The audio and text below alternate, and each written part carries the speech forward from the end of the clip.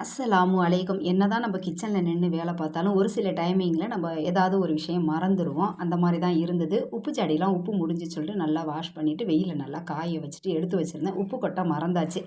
சட்னி தான் பார்த்தீங்கன்னா, ரெடி பண்ணும்போது பார்த்தீங்கன்னா, உப்பு ஜாடியில உப்பு கொட்டி வைக்க மறந்துட்டேன். உப்பு ஒரு இதில பார்த்தீங்கன்னா, கல் உப்பு, ஒரு இதில சால்ட் உப்பும் கொட்டி வச்சுட்டு, கடாயில ஒரு 3 ஸ்பூன் அளவுக்கு ஆயிலும் சேர்த்துட்டு, காரத்துக்கு ஏத்த மாரி வரமிளகா சேர்த்துட்டு, ஒரு 3 பல்லாரி வெங்காயத்த பொடிசா கட் பண்ணி சேர்த்து, தேவைக்கேத்த உப்பும் சேர்த்து எண்ணெயிலே நல்லா வதங்கணும். வதங்குனதுக்கப்புறம் ஒரு 2 தக்காளிய கட் பண்ணி சேர்த்துட்டு, தக்காளியும் கொஞ்சம் நேரம் நல்லா வதங்குனதுக்கப்புறம், ஒரு கைப்பிடி அளவு புதினா, கொஞ்சமா கருவேப்பிலையும் சேர்த்து எண்ணெயிலே நல்லா பச்சை வாசனை போற அளவுக்கு வதங்கணும். இந்த புதினா வந்து நம்ம சேர்க்கிறதுனால சட்னியோட டேஸ்ட்டும் ரொம்ப நல்லாயிருக்கும். புதினா சேர்க்கிறதுனால உடம்புக்கும் கொஞ்சம் நல்லாவே இருக்கும். செய்ற ரெசிபி எல்லாம் கொஞ்சம் ஈஸியாவே இருந்தாலும், டேஸ்ட்டோட இருந்தா வீட்ல எல்லாருமே விரும்பி சாப்பிடுவாங்க.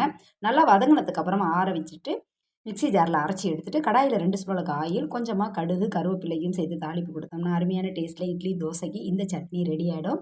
டேஸ்ட் பார்த்தீங்கன்னா, ரொம்ப நல்லாயிருக்கும். நல்ல வாசனையோட. என்னுடைய வீடியோ பிடிச்சிருந்தா சப்ஸ்கிரைப் பண்ணி, லைக் பண்ணி, ஷேர் பண்ணுங்க.